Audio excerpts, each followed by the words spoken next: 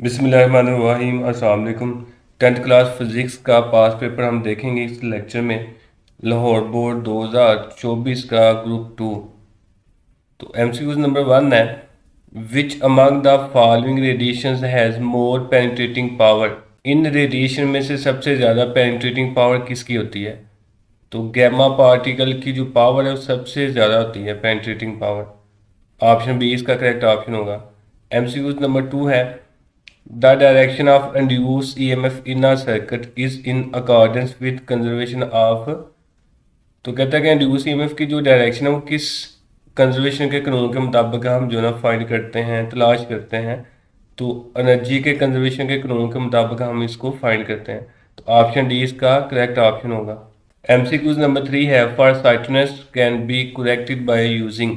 बई नजरी को ठीक किया जा सकता है, इसके लिए हम कन्वर्जिंग लेंस का यूज़ करते हैं। तो ऑप्शन डी इसका करेक्ट ऑप्शन होगा।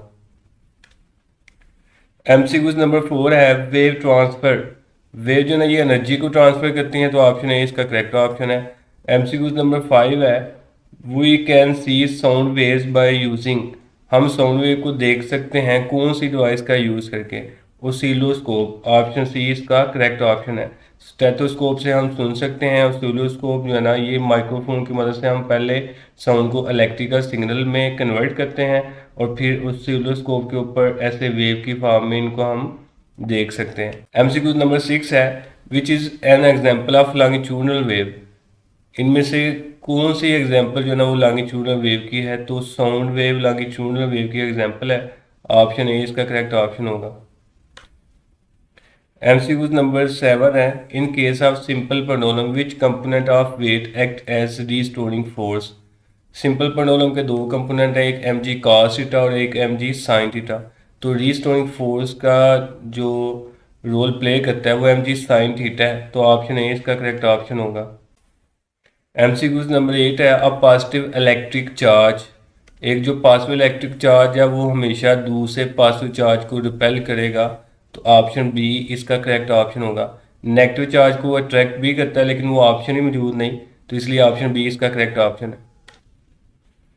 एमसीक्यूज नंबर 9 है, which of the following quantity is not changed during refraction of light. जब लाइट जो है ना वो एक मीडियम से दूसरे मीडियम में रिफ्रैक्ट होती है यानी कि एंटर होती है, तो इन मकदारों में से कौन सी मकदार जो है ना वो चेंज नहीं होती? तो फ्रीक्वेंसी चेंज नहीं होती। ऑप्शन डी इसका करेक्ट ऑप्शन होगा। एमसीक्यू नंबर 10 है, and gate can be formed by using two. And gate जो है ना ये कौन से दो गेट को हम यूज़ करके बनाते हैं? तो ऑप्शन सी इसका करेक्ट ऑप्शन होगा। नैंड गेट को अगर दो नैंड गेट आप यूज़ करें तो वो एंड गेट बना देते हैं।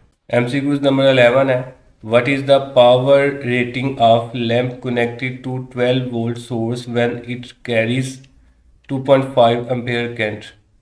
तो लैम्प की पावर आपने फाइंड करनी है जब हमने उसके साथ 12 वोल्ट का सोर्स कनेक्ट किया हुआ है और करंट उसमें से 2.5 एम्पेयर जो है ना गुजर रहा है। तो पावर का फार्मूला होता है आई वी।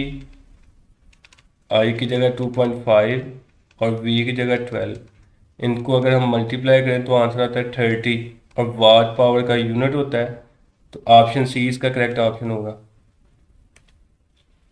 एमसीक्यूज नंबर 12 है, the brain of any computer system is. किसी भी कंप्यूटर सिस्टम का जो दिमाग होता है वो सीपीयू होता है। ऑप्शन बी इसका करेक्ट ऑप्शन होगा। ये सब्जेक्टिव पोर्शन है, तो पहला सेक्शन है इसमें 8 सवाल आने हैं और आपने 5 करने हैं अटैम्प्ट। उसके बाद फिर दूसरे सेक्शन में 8 आने आपने 5 करने हैं। फिर चौथा सवाल जो है उसमें भी 8 आने और आपने 5 करने हैं। इसके बाद जो है वो लॉन्ग क्वेश्चन का पोर्शन आता है, इसमें 3 सवाल आते हैं। एक पार्ट जो है ना वो थ्योरी का होता है और एक पार्ट जो है ना वो न्यूमेरिकल का होता है। तो 3 में से कोई से 2 आपने अटैम्प्ट करने होते हैं।